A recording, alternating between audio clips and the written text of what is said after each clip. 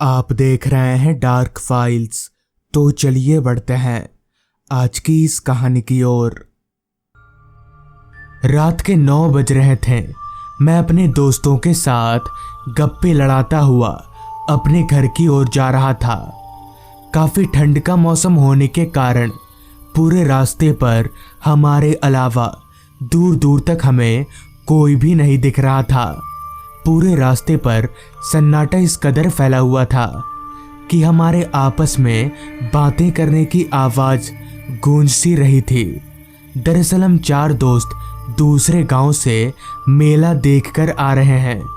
अभी हम चल ही रहे थे कि तभी मेरे एक दोस्त राजू ने कहा, भाई देख, रास्ता कितना सुनसान है ना, और देख चारों तरफ कितना अंधेरा छाया हुआ है। इस पर मैंने कहा, क्यों राजू, तुझे डर लग रहा है क्या? इस पर राजू ने कोई जवाब नहीं दिया। तो हम समझ गए कि राजू को डर लग रहा है। वैसे भी राजू काफी डरपोक लड़का था। वो रात को अकेले कहीं भी नहीं निकलता है। राजू को डरा हुआ देख मेरे एक और दोस्त करण ने कहा, राजू तू यार कितना डरता है, मुझे देख, मुझे डर वर नहीं लगता। मुझे और करण को बड़ी बड़ी बातें करता देख राजू ने कहा, तुम लोगों को डर नहीं लगता तो तुम लोग आज रात बिरजू काका के घर पर गुजार कर दिखाओ, तब मानूं। बिरजू काका हमारे ही गांव के रहने वाले थे और उनका घर शमशान के पास ही में था। कुछ दिन तो सब कुछ ठीक था, मगर अचानक बिरजू काका को क्या हुआ जो वो तांत्रिक विद्या सीखने लगे, जिस कारण बिरजू काका शमशान में जले हुए इंसानों की राख अपने घर पर लाकर रखते थे और उन्हीं से अपनी तंत्र विद्या सीखा करते थे। ऐसे करते करते अचानक ही एक दिन उनकी रहस्यमयी तरीके से मौत हो गई। तब से बिरजू काका का घर भूतिया हो गया है। मगर मैं इन सब बातों पर विश्वास नहीं करता हूँ, जिस पर मैंने राजू से कहा, हाँ, मैं आज रात वहीं रुकने के लिए तैयार हूँ। मेरे इतना बोलते ही करण ने भी कहा, मैं भी तेरे साथ चलूँगा, मुझे भी डर वर नहीं लगता। हम दोनों के मान जाने पर राजू ने हमें साफ साफ कह दिया, देखो भाई, तुम दोनों जा रहे हो, लेकिन तुम्हें कुछ भी हो जाता है तो इसकी जिम्मेदारी तुम्हारी ही होगी। इस पर मैंने अपना सिर हाँ में हिलाया और मैं और करण बिरजू काका के घर की तरफ चलते बने। बिरजू काका का घर यहाँ से थोड़ी दूरी पर था, तो हमें वहाँ चलकर जाने में तकरीबन 15 से 20 मिनट का वक्त लगेगा। कुछ देर चलने के बाद हम गांव के रास्ते से अलग शमशान जाने वाले रास्ते पर पहुँचे, तो वो रास्ता पूरी तरह से अंधेरे के गिरफ्त में था और चारों तरफ घने कोहरे ने अपना डेरा जमा लिया था। खैर भला तो हो इस बात का कि हम अपने साथ एक टॉर्च लेकर आए थे, मगर हमारी टॉर्च की रोशनी उस घने अंधेरे के सामने ना के बराबर मालूम पड़ रही थी।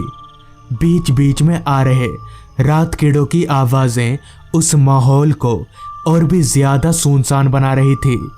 जल्दी जल्दी चलकर हम बिरजू काका के घर के करीब पहुँचे, तो हमने देखा कि बाहर से बिरजू काका का घर पूरी तरह से काला पड़ चुका है।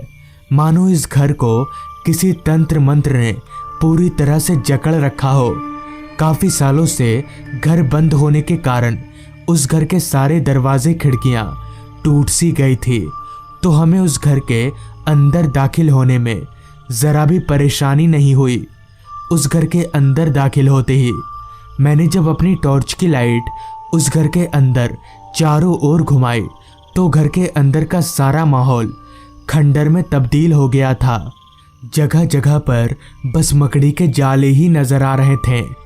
अभी हम इधर उधर घर को देख ही रहे थे कि तभी करण ने कहा, घर काफ़ी पुराना हो गया लगता है, काफ़ी सालों से इसके अंदर कोई नहीं आया है। अभी करण ने इतना कहा ही था कि तभी मेरी नज़र एक खुली खिड़की पर गई, जिसके बाहर मुझे साफ साफ पूरा शमशान दिख रहा था। वो शमशान चारों तरफ से अंधेरे में डूबा हुआ था और झाड़ियों से काफ़ी सारी छोटी छोटी टिमटिमाती लाइटें नज़र आ रही थी। उन थोड़ी थोड़ी चमकती रोशनी को देखकर मैं समझ गया कि ये सब शियारों की आंखें चमक रही हैं। तो मैं जाकर उस टूटी हुई खिड़की को किसी तरह से बंद कर दिया और करण के साथ एक कमरे में जाकर बैठ गया। कमरे के अंदर बैठने से एक चीज़ तो अच्छी थी कि हम बाहर की कड़कती ठंड से बच रहे थे। अभी हम दोनों को उस घर के अंदर बैठे हुए 2 घंटे बीते ही थे कि तभी कमरे के बाहर से हमें कुछ आवाज़ें सुनाई पड़ी, मगर उस आवाज़ को सुनकर हम समझ नहीं पा रहे थे कि आखिर ये आवाज़ है तो है किस चीज़ की। लेकिन वो आवाज़ बार बार आए जा रही थी। काफ़ी देर लगातार आवाज़ आने के बाद करण ने कहा, तो रुक, मैं देख कर आता हूँ कि आवाज़ कहाँ से आ रही है। इतना बोलकर करण ने मेरे हाथों से टॉर्च लिया और कमरे से बाहर निकलकर उस आवाज़ की तरफ चलता बना। करण के टॉर्च लेकर चले जाने के बाद सारा कमरा वापस से अंधेरे में डूब गया। अभी करण के गए हुए 1 मिनट हुए ही थे कि तभी करण वापस आ गया और मुझसे बोला, वो कुछ नहीं यार, एक बिल्ली ऐसी ही आवाज़ निकाल रही है। इतना बोलकर करण ने कमरे का दरवाज़ा अंदर से बंद कर दिया। तो मेरे दरवाज़ा बंद करने का कारण पूछते ही करण ने बताया, यार वो बिल्ली कमरे के अंदर आ जाएगी, इसलिए मैं कमरे का दरवाज़ा बंद कर रहा हूँ। तो मैंने भी इस बात पर उतना गौर नहीं किया, जिसके बाद वापस से हम दोनों अपनी अपनी जगह पर बैठ गए कि तभी 10 मिनट के बाद हमारे कमरे के दरवाजे पर दस्तक हुई। उस दस्तक को सुनकर मैं एकदम से चौंक गया कि तभी इतनी रात गए इस घर में कौन होगा। मुझे जहाँ तक पता है दिन के वक्त भी इस घर में कोई नहीं आता, तो कौन दरवाजे पर दस्तक दे रहा है।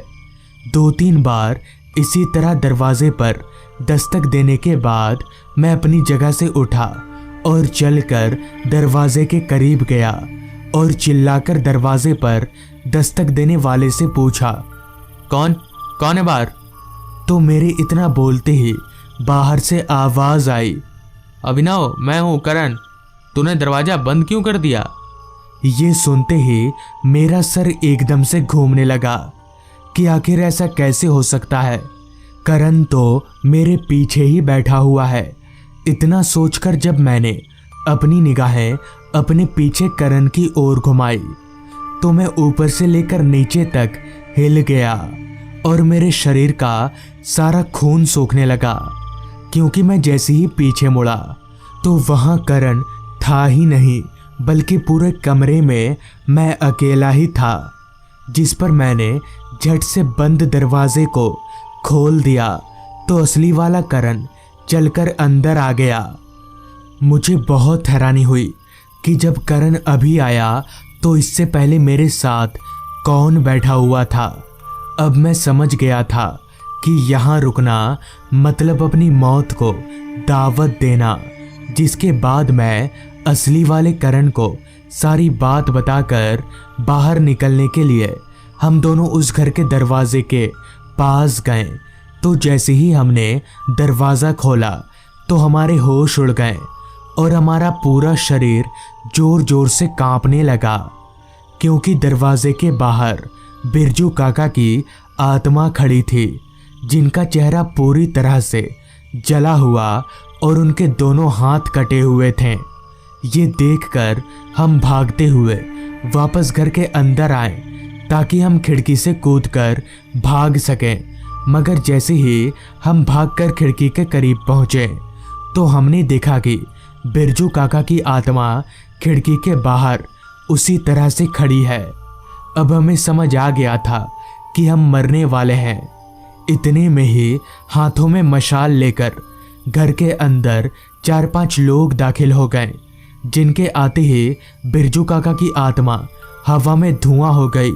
वो लोग राजू के कहने पर आए थे और वो लोग कोई और नहीं बल्कि हमारे ही घर के लोग थे। तो इस तरह से उस रात हमारी जान बच गई। तो दोस्तों, ये थी आज की कहानी।